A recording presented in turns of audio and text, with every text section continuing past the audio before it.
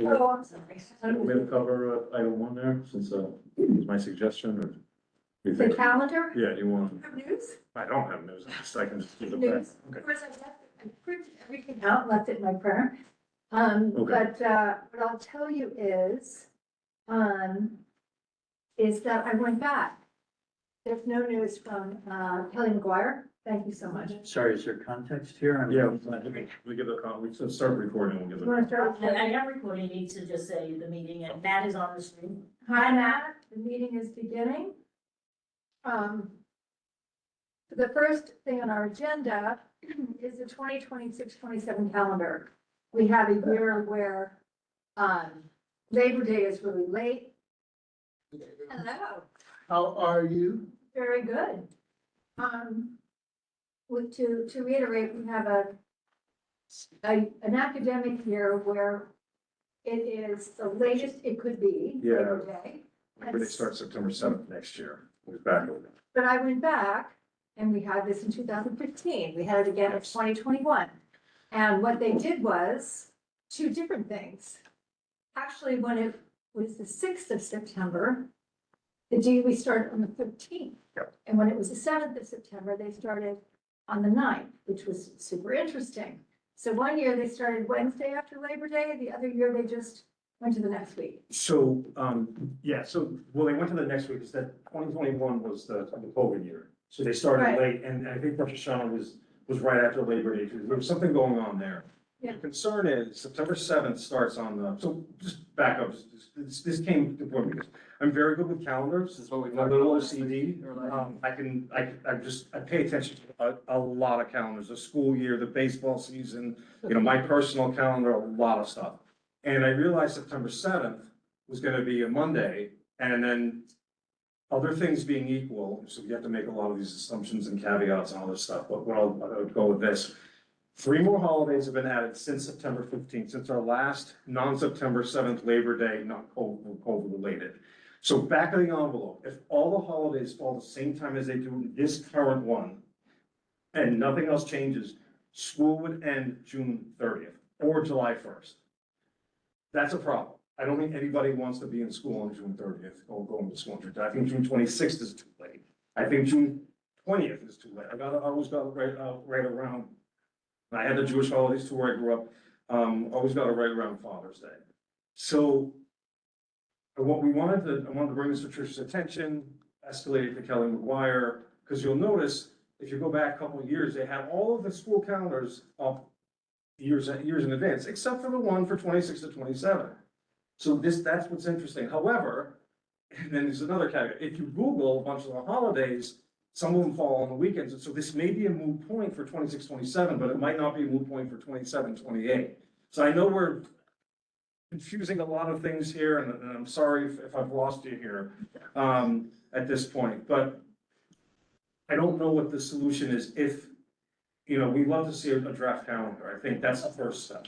Remember to bring it. I could have shown you this phenomenon in that when we do start on the 6th or 7th, it makes the way that the fall lines up, it makes for the shortest Christmas break. Because the 22nd Yeah. falls on So his birthday. that's an offset. We will go to school next year was my guess. The kids will only be off from the 24th to the 30th. Just 1 week, yeah. And I think that's how they make up the time, because when I went back, we've never gone to school past the 29th. But it has All gone the to the way back 29th. to 2006. It has gone to the 29th, It has which is, 28th or 29th, yeah. that's late. It's late. Yeah, okay. I did remember, it was funny because I still had all my Google calendars. I went back to when my girls were in that class in 2010. And it looks like even though they said they were going till the 29th, that the kids were let off that Wednesday, the 27th. And so, it ends up being like this. Can they cut a day or two, or is it violating state laws if you don't reach 180? I think it's the teachers union, and I think, that question we can bring up when it comes. But I think that the school's discretion kicked in when it got late is what I saw on my own calendars. And so I just suspect that would happen again, but I guess you can never, I'm really happy you brought it because we can just, Kelly will eventually see that calendar and we will then know for sure. And, Yeah, so I guess that, just with this one, it's, of course, we want to hear all your thoughts here. I think We gotta see what the draft calendar looks like, and then we figure out, but if there's discretion and you know some examples before my time where it was gonna be the 29th or the 30th, and they ended up cutting back a few days, okay, I mean, then we have to wait and see that. Exactly. I think that's what we're probably gonna be looking at. But I thought it was interesting to look at the connection between the shorter winter break and the September 6th, 7th, Yeah. Labor Day. It's always gonna fall that same way. Yeah. So I mean, our kids will only get a week.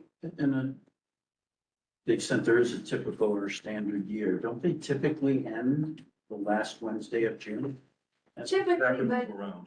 it moved like, as I looked over the years, it kind of did this. It was like Tuesday, Wednesday, Thursday, and then one year it was Friday, but that was the year I looked and That was we the were current year. left on Yeah. Wednesday afternoon. Yeah. So, so it is curious, like, it would be nice to see a rhyme and a reason, and it didn't seem to have any, I mean, you know. the other like very long-term concern with the calendar is there are going to be more holidays added, right? We're not taking holidays away. Maybe we take away the February break, I don't know, part of it, right? But then, special interests might have something to say about that.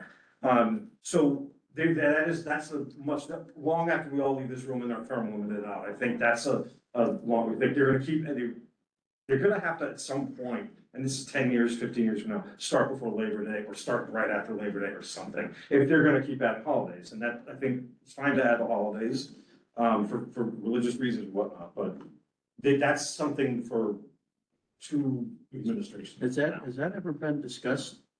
To our understanding, the notion of starting before Labor Day? It If Labor hasn't, Day is late? it hasn't, and I think, you know, what's really interesting is the more I thought about it and talked to a couple teachers, is that it's largely driven by the teacher union. Right. You know, they have a contract and it's always been a certain way. And I would imagine anything could be changed, but it wouldn't be without controversy because some of them work in the summer doing something else.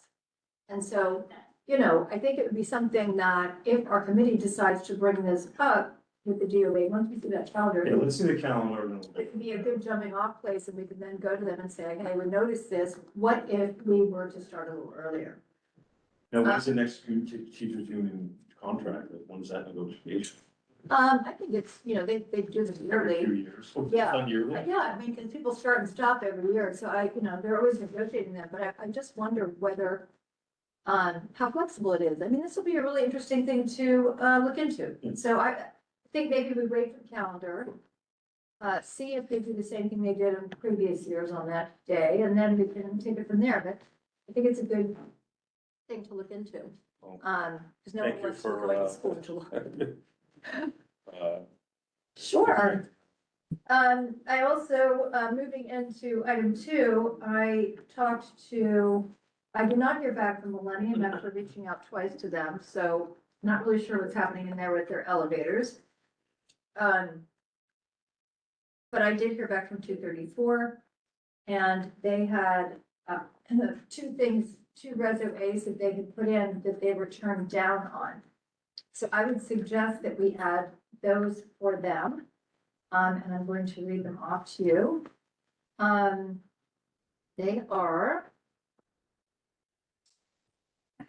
They wanted me to say the things that they did get and are thankful for, which is their new elevator and fire alarm system, as well as security cameras. So they were very happy to have gotten those from SCA.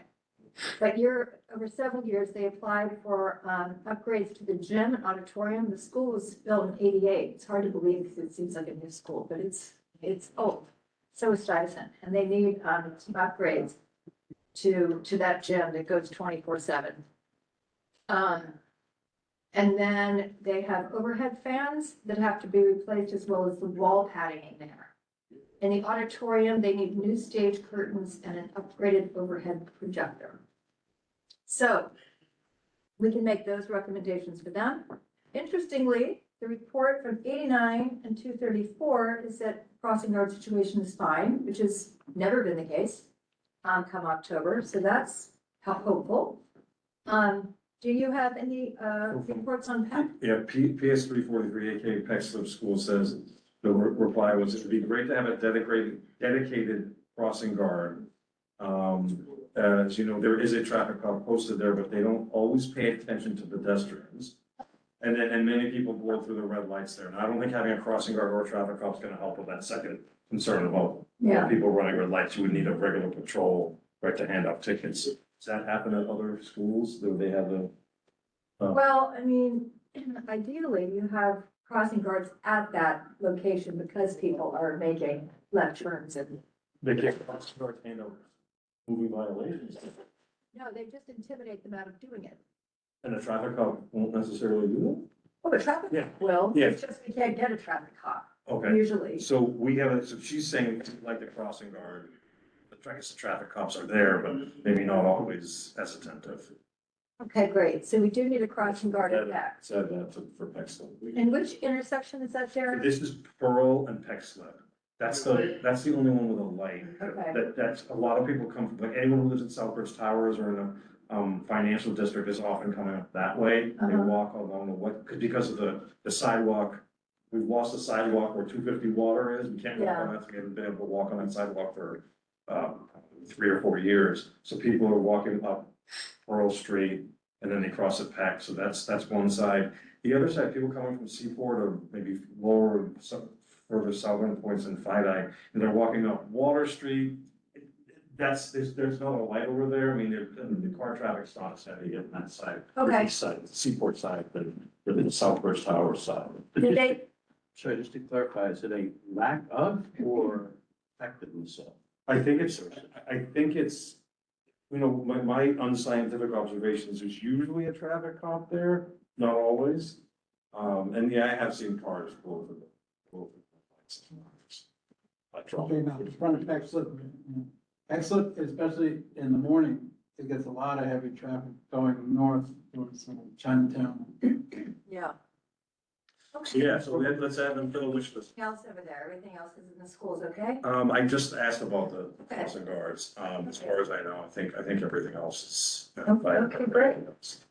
How about Eric? Were you able to check at two They seventy-six? have one and they only guard First Street. They don't do anything on And they would like that, Better Place, yeah. okay. Need one at Battery Place. Okay.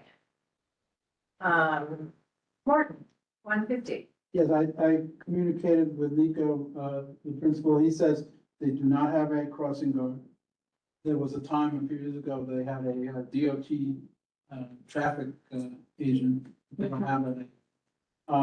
And he also said that, they have no signs at all indicating that there's a school or a school zone.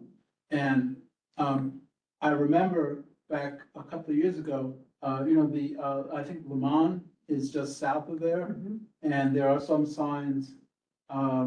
It's not Trinity Place at that point, I forget the name of the street south, where you turn from State Street and you go up. Morris, Yeah, that's south of Morris. Morris is the east, is the street that heads west. But below Morris Street, there is a sign before Lamont. But once you pass Lamont, there's no sign. So Nico mentioned that they don't have a sign at all indicating that's a school or a school zone.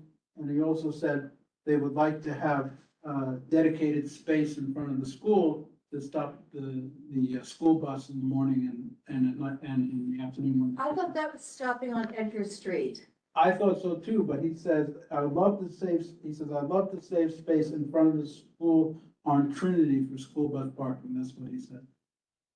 So, I Shows, mean, that wasn't the plan, that's dangerous. well, they took down, the sidewalk bridge in front of the school. So The Trinity Place runs north and the school bus doors are on the right of the bus. So that means they have to cross the street if they start, that's the whole reason the bus stop was put on Edgar. So, I mean, I could get back to, Nico about it, but that's what he mentioned. Interesting. Yeah, would you mind following up with him? No, no problem. Just curious as to what he's got in mind. Yeah. Because I want to make sure, I mean, there are like, what, 5 buses in all of New York City that open on the left? But they're in high demand. We could try to get them one, because we were gonna try to get that when they parked on Edgar Street, Mhm. because they also need to get out on the left side on that, so. Right, so Morton checking on bus. All right, good, so that'll go to the DOT. just, Yeah, Something you mentioned about 234 and either new security cameras or updated security cameras. Do all the schools now have a security system I that, think that so. ties into the precinct? I think they're all being updated if they don't. I know LMC got one Right, and Millennium has them. Especially the schools that have the lobby situation. And stairwells. So. okay. Anybody else have any thoughts? Thank you, everybody, for remembering to do that. So we can add that to the district needs. And so just to recap, Well, not a specific location, you have to say the area, not specific school. well, I mean, they had things last year like, yeah, bus stop in front of two Oh, seven six. okay, apologies. It's okay. So, I mean, I need to keep it, not specific like that, Lucy. I thought so, but if it's there, then Okay. you can move forward with what you were discussing. Yeah, because it says renovate, replace elevators, serving Okay. facilities at 81 new. I apologize. I also didn't hear back from Shanna, so I'm gonna follow up with her. But what I'll do is, now that I have everything, I'll put this together for you. Well, you can go right on the link and edit it. Oh, okay, great. I'll send it to you again if you don't have it. Okay, awesome, will do, and then I can, take care of that. So basically what we have is that 150 lacks adequate outdoor gathering space and a safe place designated for buses to stop and let children off. Morton's gonna get specific information about that. Funds are needed to complete the Edgar Street project and close a lane. Did he tell you anything about that? No, he didn't. Okay. Okay, so maybe if you could ask him that as well, Okay, because the deal is that Edgar Street is closed. That westbound lane is closed in the morning drop-off hours. They could, till 1 o'clock. yeah, I know. I don't know if they were having trouble with that or not. Yeah. So I'd be curious as to how that's going, if you can let me know. Language, that's the first bullet here. Word. You know, without the scaffolding, there's more traffic that comes down, West Street in the back, that leads into Edgar Street, so Greenwich, Greenwich, yeah, Greenwich. Yeah. So I'll find out. okay. All right, great. So based on what we hear, are we proposing to possibly resubmit this point? Yes, because they say they can't accommodate, I don't even think they're reading it, Andrew, because this is something half of which they've already agreed to. So what I requested from Tammy, and she agreed to do it, is to, when we submit these again, it's this great quote, if you do what you always did, you'll get what you always gotten. Sure. We've been submitting these since I've been here, since 2008. Yeah. We get responses like that every time, and we spend a lot of time developing these district needs for the city. My guess is it's a box checking thing for them that they're required to do, and no one reads them. So I decided this year to ask for a meeting with the respective city agencies that need to respond to our district needs. And I was granted that request. So it looks like most of ours are going to be with either the SCA or the DOT. And it's only two agencies, and I think we have the right to hear what they have to say, especially in the case of 150, where the deal was already struck before the school was opened. So I would like to not get the answer that says agency does not support and cannot accommodate. And then we'll know once and for all. If it's that we already gave it to you and it's in process, good, check it off. But I think it's time we have less of a feeling of futility with this project. So, that being said, we are still asking for the library on the east side, is that correct? I would think so. I think so. And then again, I'm checking with Colin on Broad Street, so I'll add that myself. Morton, you can just email me with your findings. I'm gonna add the 276 buses here. I'm gonna add the 234 upgrades here. And,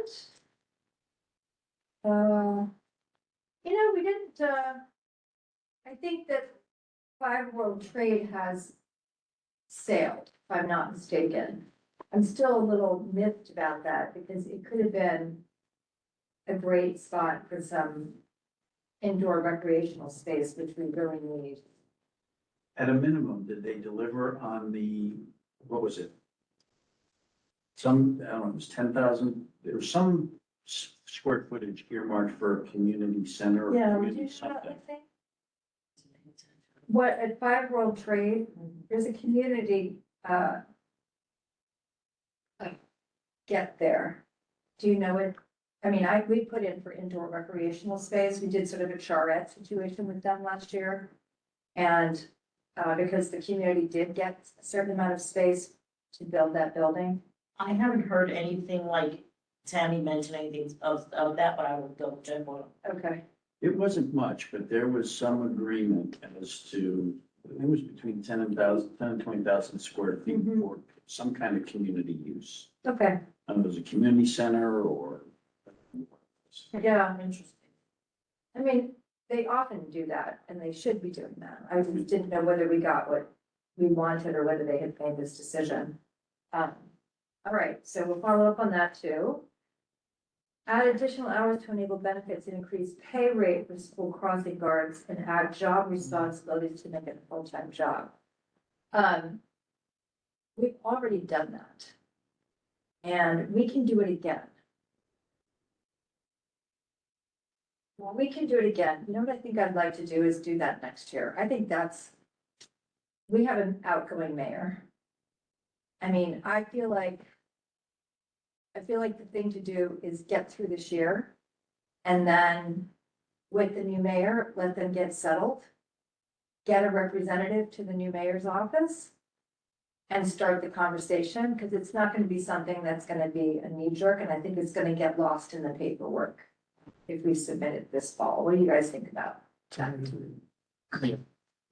The process will take place the same time this time next year. I think so, right? 9 or 10 months into the new. I think we have a better chance of being successful, because I do think if Mondami wins, he would be very much into the idea of creating that full-time job like de Blasio was. Right. De Blasio just didn't get it done. So that's my gut instinct on that one. What do you think about the way he spoke about, proposal for G&T, where he wants to eliminate the G&T kindergarten and start it only at, I mean, it's not even clear that he wants to, but it was suggested that he continue it, with a third or fourth grade entry with eliminate, I think, the kindergarten.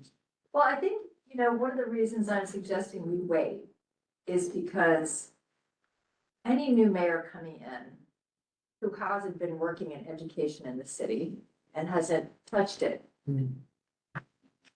is looking at it from a very idealistic point of view. And if they take the time to sit with education leaders and hear the realities of how things go Absolutely.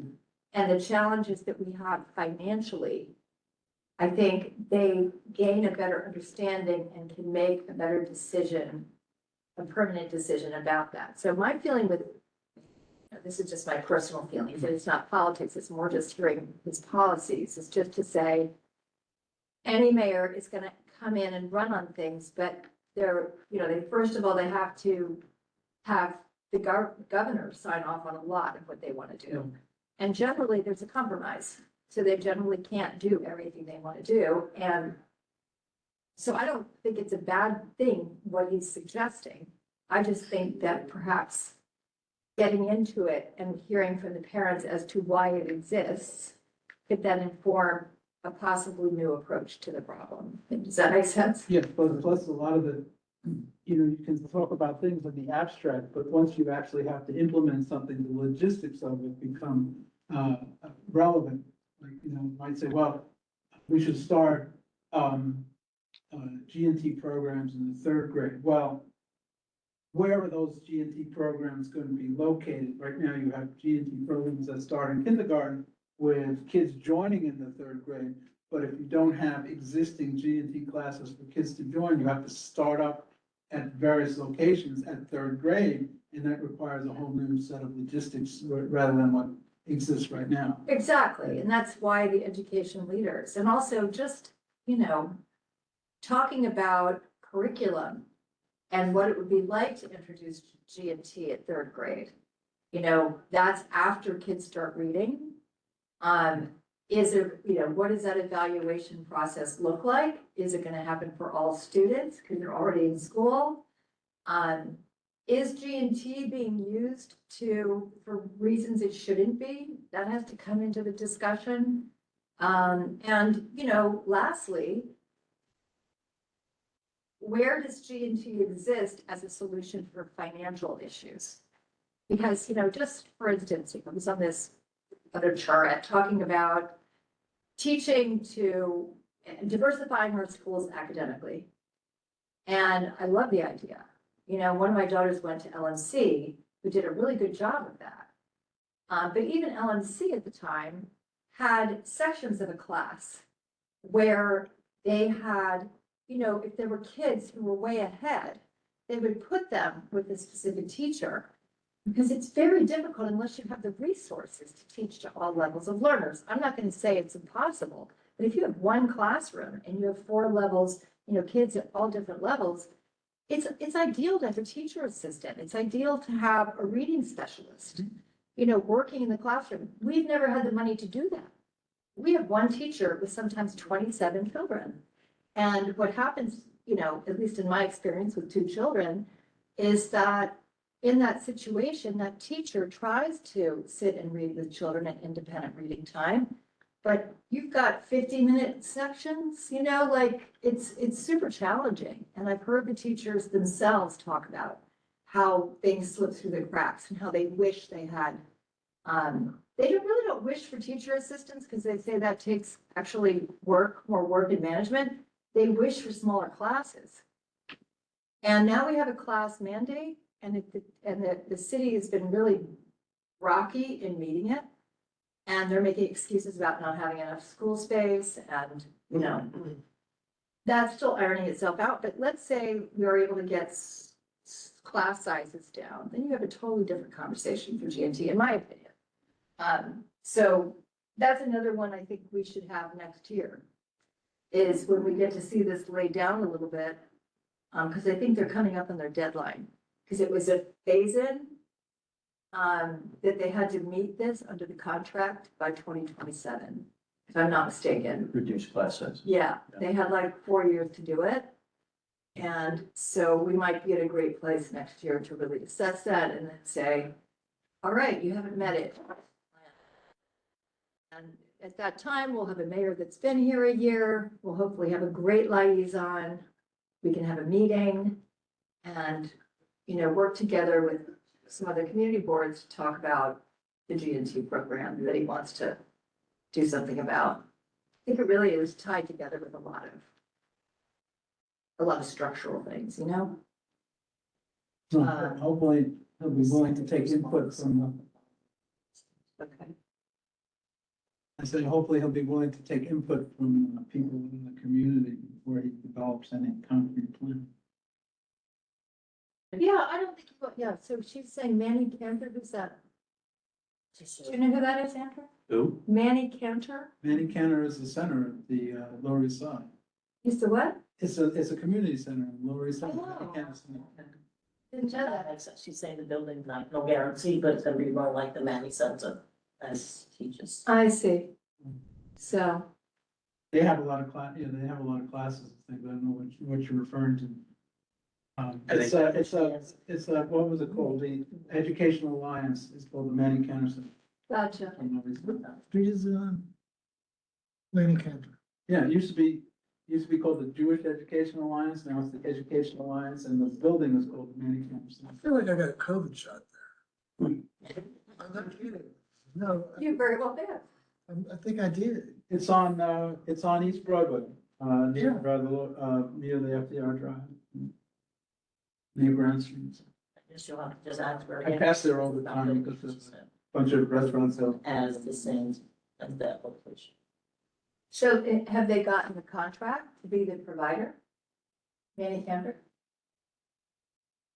I I mean- asked, but it seems to me that she's saying it's gonna be run just like that center, so. So how about we, I how doubt it. about we put in for indoor recreation again this year? Well, that center does have a gym.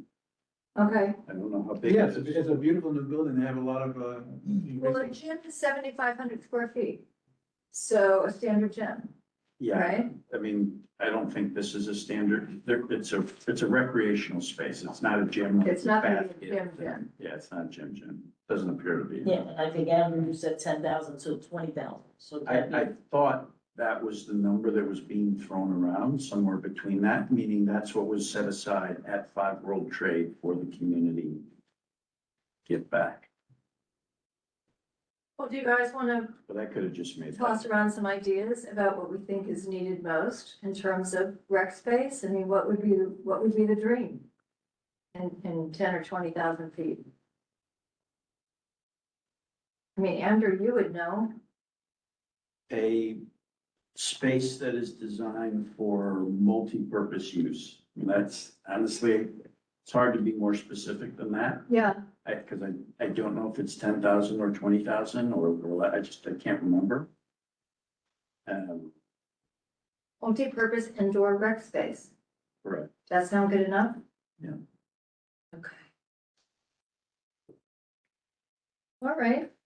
So Again, I might just suggest we try and get more clarity around what that means, the Manny Cantor Center. Are they gonna replicate what's on the east side of Five World Trade?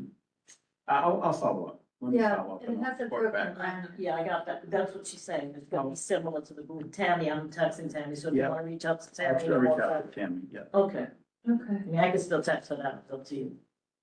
Because I we, think it's very unlikely at this stage you can consider a proper gym just because of ceiling height. So, I don't know what their plan is for the ceiling height, but you're right, it needs to be significant. yeah, so I just multi-purpose indoor recreational facility. What floor is it charted to be on the ground floor?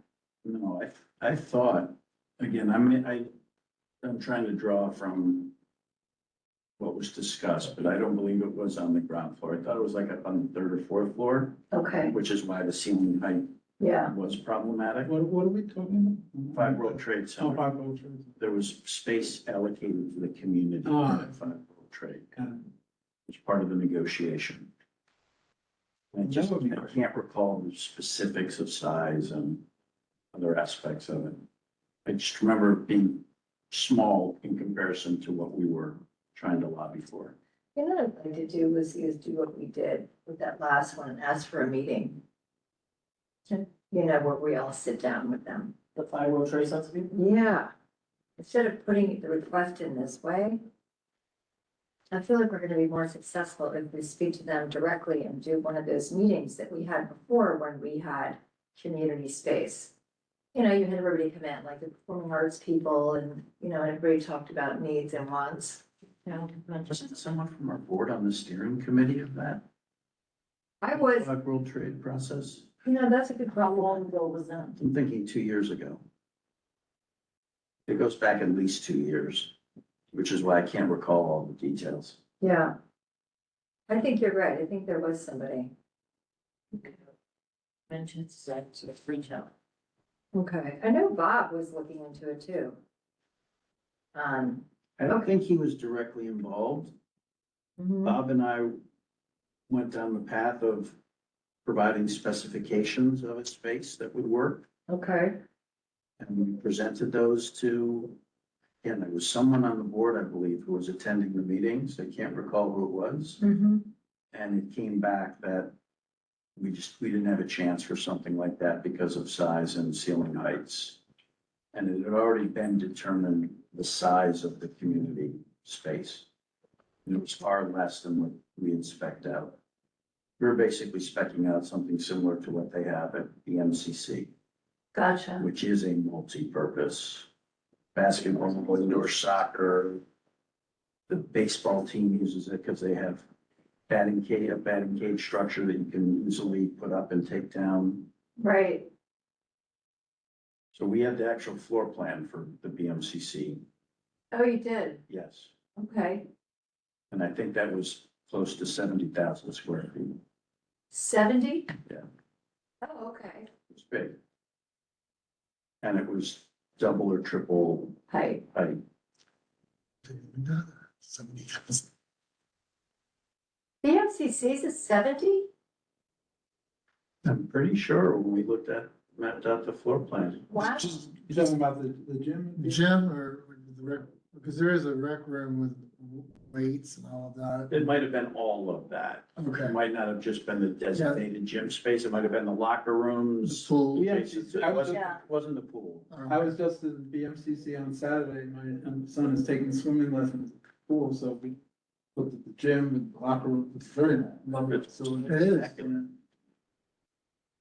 Really, Yeah, we're trying to get the money to knock out the walls of that old locker room, the really old one, and expand the community center workout room. oh, good. Yeah, it needs it. At BMCC or Stuyvesant. I'm sorry, Stuyvesant, Oh, yes, listen, Stuyvesant, cause our weight, we have a weight room. yeah. and It's pretty small. It's not much. So you don't have the same setup they do.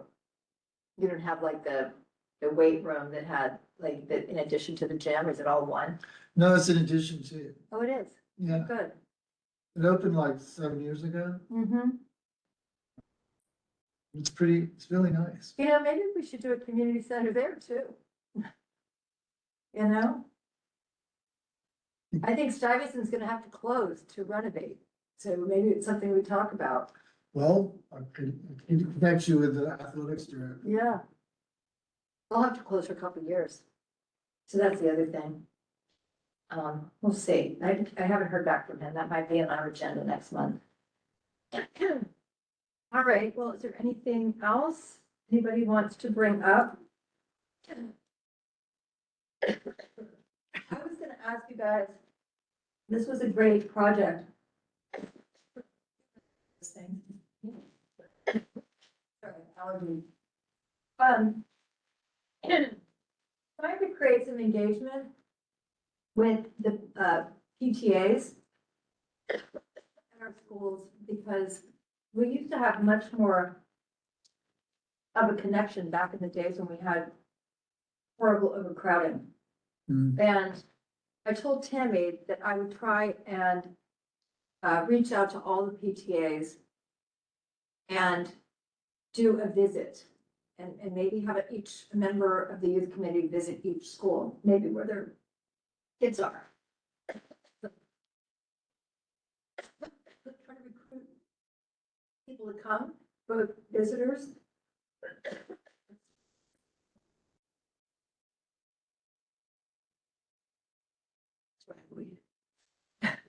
Which I can't believe we have any of in New York City, but we do currently. Blows over from the. No. big- So brutal. So anyway, I was wanting to see if those of you first, I should get the ones that have children in the schools, because that makes the most sense. Whether you'd be willing to go to a PTA meeting representing the youth ed committee and talk to them about what we do, ask them if they want to bring issues. Our agendas have been super thin. And when I called Magda today, she was like, please come. We would love to talk to you about this. And I realized a generation, it's changed, right? A whole new group of parents and children are in these schools and they don't know about us. And so I think it could help with some engagement, especially as many of us will be turning out next year. And I thought it could be a good idea. So I wanted to take the pulse on that and see if you guys would be willing to do that at your respective schools, Eric, Morton, and Darren. And then, you know, I'm happy to do 234. You know, it's been a long time since I've been there, but I still know everybody. Magda's still there. And so I can do that one. I have friends at both the PS 150 and at Peck Slip, and who are affiliated with the PTA. And we're at PS 33, which is not on CB1. But my wife is the co-president of PTA at PS 33. Oh, good. So, but one of the, it's not in our district. One of the things they're dealing with is the demolition of the proposed demolition of the Fulton, Elliott, Chelsea houses right next door. So they've been very preoccupied with that, trying to get some. And then, you know, they deal with a lot of things in CB4. How about have the school come to us? At least 2 schools a month. They don't.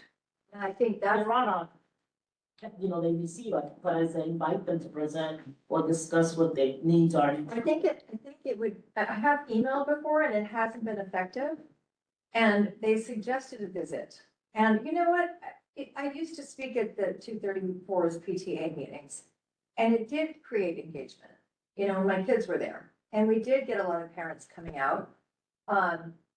And they were actually really helpful. Sometimes they were able to cover, they'd go to PAP meetings and they'd report back, or they were able to go to CEC meetings that I couldn't get to. And they'd say, yeah, I was there. And, you know, I think that some of them didn't know about it, but I'm finding, you know, based on my feedback from the 2 schools I talked to, that the parents haven't had to fight for anything, you know, and I think it's really interesting. But there is also a listserv that I've understood has been very critical of some things that happen at the community board level. And for that reason, I think it could also be good to be there in person and, you know, find out what it is that they're unhappy with and invite them so that they have a voice and not just on petitions in one small group in a school body, which isn't, it's not creating a lot of community. Let's just say that about the listserv. So I think it could be helpful, you know? So while we were talking, I emailed Principal Nico at PS 150. I asked him, whatever happened to the bus parking on Edgar Street? And he said, in response, never happened. All right, well, that's unacceptable. All right, I got it. So, I don't- Sorry, you were asking about other possible items, Mhm. and I don't know if this is a possible item or not, or even how we go about this, but some of you may be aware there was an incident at Pier 40 with a mentally disturbed person physically assaulting a young child who was at Pier 40 for a sporting event. Hmm. And there's been a flurry of communications coming from the sports leagues that are there. HRPT put out a letter. And part of that summarized or highlighted coordination with the local precinct to have a more visible presence during peak hours. Pier 40 is on the west side? Yes. Now, I don't know if we consider the same for BPC. I mean, we have literally hundreds of kids there every day after school, straight through to 9 o'clock at night. We've had a lot of history of theft, which is very difficult to manage, but Right. I don't know if that's something with, funding or something about coordinating with local precincts to have a more visible presence at our more heavily utilized park spaces, or however we might frame it. Right. And again, that was triggered by HRPT's comment that they're working. So again, I don't know if this is BPCA, NYPD, I don't know who it might be. I could check with Nick and just get his opinion on it. And Pier then- 40 is not. No, I was just using Pier 40 as a reference as to something that happened and applying that Oh. to our park asset. Yeah, well, I mean, they got rid of the PEP officers. And we used to have them in all of our parks here, and now we don't have any, and we don't have any mounted police. The ambassadors are just not equipped No. to deal with, and one, the ambassadors are hard to find. And 2, they're just not equipped. And there was a point in time, and I think I had reported this to either Parks and or this committee, where we were having a lot of problems, and soccer was as well, with teenagers who would just come onto the field and become disruptive and dangerous. And there was about a 3-week period where First Precinct parked a car right on Murray Street, right outside the gate. And that was just an immediate deterrent, immediate, Yeah, how quickly it solved the problem. Now, That's a again, I great know they idea. can't park out there for extended periods of time, but certainly the peak hours. Yep, that's a great idea. All right, good. Nick should be aware of that, because we had conversations with Nick at that time about it. All right, good. I'm gonna try to get to this precinct meeting this month. Anybody else wants to join me? When is it? Last Thursday of the month, 6 o'clock. On the precinct on Erickson Street. It's just a good place to, they make that available every month, and I really respect them for that, and it's been a place where I've been able to say things and then see them actually happen. That's what they're there for. It's about covering the neighborhood, that meeting. And so, and it's also where some of these people with this particular listserv go. And that's why I really feel like we need to pull people in. Because things are being said that it's like the social media disease. The messaging has gotten a little warped. And so people are running with stuff that isn't actually true. And I think it was just a good opportunity to stop and realize that we need to create a little more engagement. You know, if we're going to represent the youth downtown, we need to create some engagement in our schools. And so we thought it'd be a good idea. I was even thinking of visiting some of the preschools, because it would be good to know too, who's coming, who's going to use the public schools. We used to do kind of a questionnaire that we would send all the preschools back in the overcrowded days to find out who planned on coming to the public schools and tell them about us and, how we can help them navigate that transition and if there's any issues, depending on what kind of issues. So, I just thought about that. Seeing that we're gonna have light agendas. I mean, we don't have any, we're not in crisis like we used to always be. So, so if you guys are up for that and can reach out to the schools and see if you can attend a PTA meeting. My And wife's just, on the board at 276 on the PTA. who is? My wife's. Okay. Well, then, that's perfect. Yeah. And, I also know. For me, it just takes planning, because I'm burned off 100%, and I can't. And I used to be able to do both. I can't do that right now, so. so it's totally fine. Tomorrow, the PT meeting's tomorrow. Oh, it is. That's out. Yeah. But maybe the November one, I can, plan accordingly. I think they're having. Sure. They are having them in person at a lot of Tomorrow. schools, yeah. So it's a good opportunity now Let me that, see what I can do for November. okay, great, it's not an emergency. I just feel like if we can get that done in the next few months, we can start getting some issues coming in. I feel sure there probably are some, and they can also understand our history of what we did here and what we do. And so I think it could be useful. Anyway, when you can, and then shoot me a email or text and just say, hey, I'm going next week. Can we put it on the agenda? And I will. And then Andrew, I'll check on that for sure. Anything else, everybody? That's easy, I wanted to ask him. Okay, Dudley. Hope you're feeling better.